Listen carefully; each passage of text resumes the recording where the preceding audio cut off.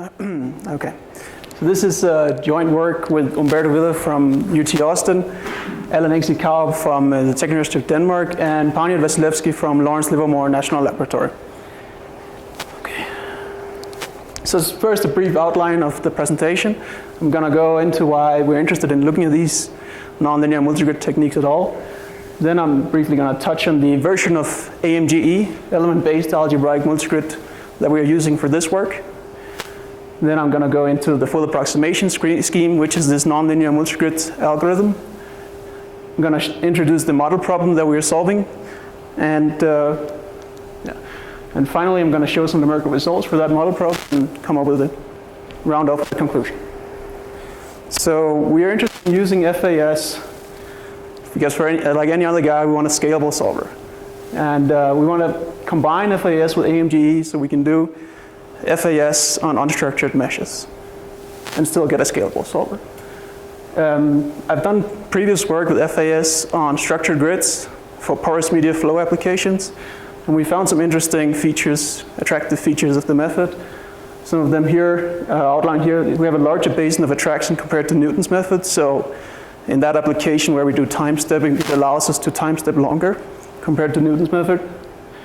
We have observed faster initial convergence. So in these applications, many practitioners are not really interested in solving to 10 to the power of minus 8 or 12. We just need a few digits of accuracy, so fast initial convergence is good. Then for the past couple of years, we've been working on using AMGe as a variational upscaling tool. So we use it to produce a hierarchy of upscale problems, which we then can use in multilevel Monte Carlo or optimization algorithms, for instance. And these upscale problems also need to be solved because they are pretty large themselves. And we can use FAS, and it's a good candidate for solving these problems. So the AMGe version, or the AMGe that we're working with, has different applications. You can use it as a variational upscaling tool. You can formulate linear conditioners. You can formulate nonlinear solvers, which is what I'm presenting here. And the code that I'm using as the backbone for all this work is from Lawrence Livermore National Laboratory, where we are developing this software package to coarsen the right class of PDs. So it covers the whole RAM sequence, ranging from H1 to H-curl to HDiv to L2 conforming spaces. And it works in general on structured meshes. Before I go more into AMGe, I'm just going to outline some of the upsides and downsides of the two extremes of multigrid, one being geometric multigrid and the other algebraic multigrid. AMGe lies somewhere between these two. Now, in geometric multigrid, what we perceive as a good thing is that you use information from the discretization to strengthen your solver. You can formulate linear solvers and nonlinear solvers and preconditioners, of course. You typically need to specialize it to your problem, so that can both be a good or a bad thing. If you do specialize it to your problem, you typically end up with a very fast solver. If you use a generic geometric multigrid solver, it's likely not going to work on a challenging application. So the real downside here is that you need a hierarchy of nested grids. And if you have an unstructured mesh with complex features, producing a hierarchy of nested grids is not very easy, or impossible. In algebraic multigrid, on the other hand, it's a black box linear solver. It's very robust. Whatever kind of elliptic feature problems you throw at it, it will solve it. On downsides here, you have no access to the discretization, and you can't formulate a nonlinear solver, so it's not of interest to this talk. So AMGe, it sits somewhere between geometric and algebraic multigrid. It's a framework of multi-level methods for finite element systems. So on top of using the coefficients of your matrix like AMGe, it also uses the topology of your mesh and the local stiffness matrices from your finite elements. We try to get the both of best worlds from geometric and algebraic and try to mitigate some of the shortcomings of the two. We can handle a broader class of problems compared to AMGe, and it works on general unstructured grids. Now there are two steps in AMGe. First off, in the setup phase, we need to come up with a hierarchy of agglomerated meshes. So we start out with some initial fine mesh. We chunk these elements together into big agglomerates. I'm going to show a picture of that. And yeah, we need to produce a whole hierarchy of these. Once we have that hierarchy, we construct coarse spaces for projectors. The element agglomeration may look with this fine grid mesh. We throw it at metas, it partitions it and gives back this, and we can do this recursively and get even bigger chunks here for agglomerates. So in the construction of the coarse spaces, the version of AMGe that we're working with, these shape functions of the coarse de Rham sequence, the coarse de Rham spaces are found by solving these local saddle point problems on coarse entities. So these being elements, faces, and edges of the agglomerated mesh. When you do this, you can get operator-dependent coarse spaces which possess the same stability and the same approximation property as the original fine element discretization. So in this presentation, we are using Nedelec, Raviatoma, and L2. It's well suited for parallelization, e.g. for instance in a hybrid framework where you do MPI and OpenMP, because you have to solve all these local saddle point problems, and you can do that with an OpenMP very efficiently. There's a lot more saddle point problems for need SVDs and stuff, and details in this, I refer to this paper by Ilya Lashuk and Pania Vasilevsky. What I should mention here is that AMGe has previously been combined with FAS to do this type of thing, but what was done there is that they used a version of AMGe where you can't get as accurate coarse spaces. With this technique, we're able to, if the topology is not so smooth or the problem is not so smooth, it's able to adaptively use more degrees of freedom to put into the projector instead of just one, which was seen before per entity. So the pros and cons of the method: it's naturally a multi-level framework. You can achieve ON scalability if you do things right. You can do linear nonlinear solvers. You can get accurate upscaling. You can do it for arbitrary high order fine elements. It handles very complex geometries. It targets both elliptic, parabolic, hyperbolic, and saddle point problems, so a different suite of equations, and is well suited for hybrid parallelization. On the con side, we are limited to a fine element setting, and many of the applications, in particular of interest to me, fluid applications, are always using finite volume methods. Unstructured agglomeration is trivial. So if you want to compute coarse spaces for H curl and H1 to generate a topology or agglomerated mesh, which has the needed topological constraints to compute these basis functions, is non-trivial to do that. So moving on to the full approximation scheme. First off, just for a two-grid method here, we have this nonlinear operator AH, where H indicates it's on a fine mesh. Capital H means it's on a coarse or agglomerated mesh. And we are then introducing the residual equation here, using RH here. You can do that you can do a coarse version of that here, where you also use the error relation. It's simple stuff. Moving on to defining the projectors that we have a prolongator P, which takes us from a coarse agglomerated mesh to a fine mesh. And we have pi, which is a projector that takes us from a fine mesh to a coarse agglomerated mesh. Now, these P and pi are constructed by our AMGe method, such that pi times P equals the identity here. Now, the coarse residual equation we saw before here, equation 3, you can formulate that in terms of fine grid quantities using these projectors, and we end up with this. And on the right-hand side here, all the quantities are known, so we can solve for U capital H here. Once you solve for U capital H, you can compute a coarse grid correction. You can prolongate that coarse grid correction to a finer mesh, use that to correct the approximate solution. The full multi-level version implementation looks like this. I'm not going to go through all the steps, but it's very, very similar to linear multigrids. There are some few differences. One of the differences here is that when you do the smoothing, you need to linearize your problem, so you can linearize with Picard or Newton, for instance. One, in the linear multigrid, you need to restrict the defect, but in FAS, you also need to restrict the solution. So that's the difference. Other than that, it's very similar to linear multigrid algorithm. So the model problem of interest here is this simple problem from porous media flow.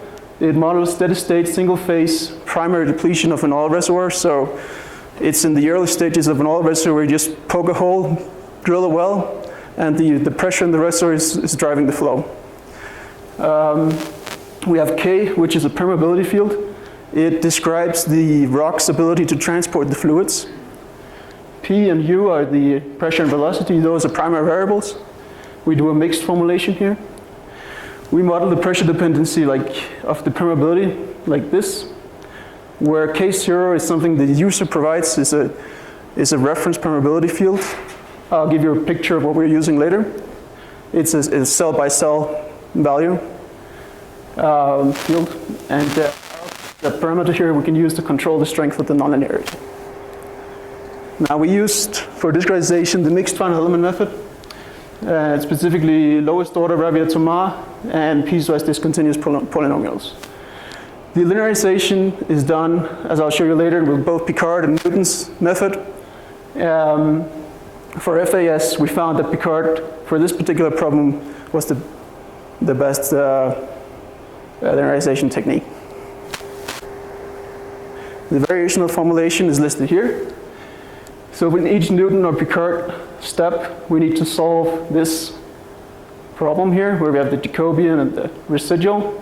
Once we solve that, we can update the approximation to U and P. Then the way we did it here is that if you set beta, this parameter beta equal to 0, you get Picard iterations. If you set beta equal to 1, you get Newton's method. So it's just a compact notation. The Galerkin formulation of that is this. So in each Newton or Picard step, we would need to solve this sparse linear system A equals B, AX equals B, and it's this mixed saddle point, it's the saddle point problem, where when beta is 0, then it's a very well-known saddle point problem, symmetric, indefinite.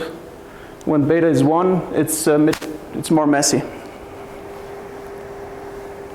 So we're comparing later in the numerical results FAS to Newton and to Picard. And to do a fair comparison, we used the same components underneath. So the primary component is this preconditioner, which is called the multilevel divergence-free preconditioner, or MLDiff-free, as will be used later in the presentation. And it's a sophisticated preconditioner, but it's based on the course. It's based on the projectors that we get from our AMGe technique as well. For more details on it, you can also look in Panyard's book. I'm going to just show how it's implemented in practice. It's implemented as a symmetric V-cycle with a multiplicative smoother. So in the pre-smoothing stage, we loop over all the agglomerated elements. We solve a local saddle point problem. And then we obtain a divergence-free correction by smoothing on this problem, where this C here is a discretization of the curl operator, also obtained from the AMGe code. The post-smoother is the same, except the same two components, but in the reverse order. Okay. The numerical results, first we start out with a structured grid. It's a very simple unit cube. We generated this permeability field. This is the K0 from before. And it's generated by a truncated KL expansion. And the reason we did this is that we can generate this field in the same way, independent of the mesh, independent of the resolution of the mesh. And we notice that the permeability values range several orders of magnitude. So that really makes the numerical problem more challenging for the solver. Also, alpha is set high. So here are some of the results. We have 5 combinations of solvers here. FAS with Picard linearization using the MLDiff-free preconditioner underneath. Then we're comparing that to Picard and to Newton, both inexact and exact versions. And what we see here in all cases is that they're all optimal. We're seeing degrees of freedom and total solution time. And FAS is faster. Yeah. Some of the key numbers for those results that we just saw. Here is the number of nonlinears. Maybe it's a bit small for the people in the back. Basically, we see that it's pretty much constant, the number of nonlinears that we need in FAS, which is also the case in the other algorithms. They all perform, well, the inexact part and the FAS perform very, very well here. Now, some important numbers here are these operator complexity and arithmetic complexity. The operator complexity is a measure of the number of non-zeros on all levels compared to the number of non-zeros on the fine grid level. So if that number is 2, it means you really haven't coarsened anything. If that number is close to 1, you're good. Arithmetic complexity is the same, except instead of the number of non-zeros, we're measuring the DUFs, the degrees of freedom. In this case, it's structured, so we expect these numbers to be good, and they are. In the unstructured setting, we generate the agglomerated meshes using METIS, and in this case, we're using TETs. And we have different levels here, 4 levels in total. The coarsest level is just one big agglomerate. So we took the 2 fastest solvers from before and compared them now instead of all 5 combinations. And again, the results are decent. We're not as, the line could be a bit better, but there are explanations behind that. If you look at the key numbers as before, we see that the number of nonlinears for FAS remain roughly constant. So it's a good result for us. And the complexities are low, even though it's TETs and it's unstructured.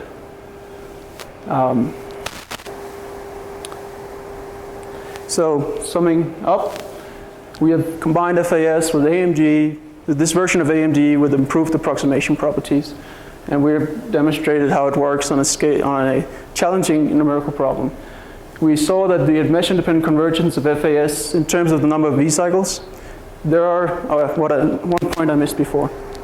The reason we think this line is not perfect, it's pretty good though, but it's because of the operator complexity slightly increasing. You can counteract that by more aggressively coarsening. Okay, so we saw that FAS outperformed the exact methods roughly 4 times faster and also proved slightly faster than the inexact versions. In this work, we only did global linearization. It could be interesting to looking into local linearization. If we were to do that and come up with a local and less problem-dependent smoother. Now we're using this ML diff-free in the smoothing part, which is very problem-dependent. We could possibly make this FAS AMGe solver applicable more easily to a broader class of problems. And finally, we're on the sketchboard. We want to extend it to the real porous media flow oil and gas reservoir simulator, where we have multi-phase flows. It's transient. It's compressible fluids. It's a compressible rock. Yeah, that's it.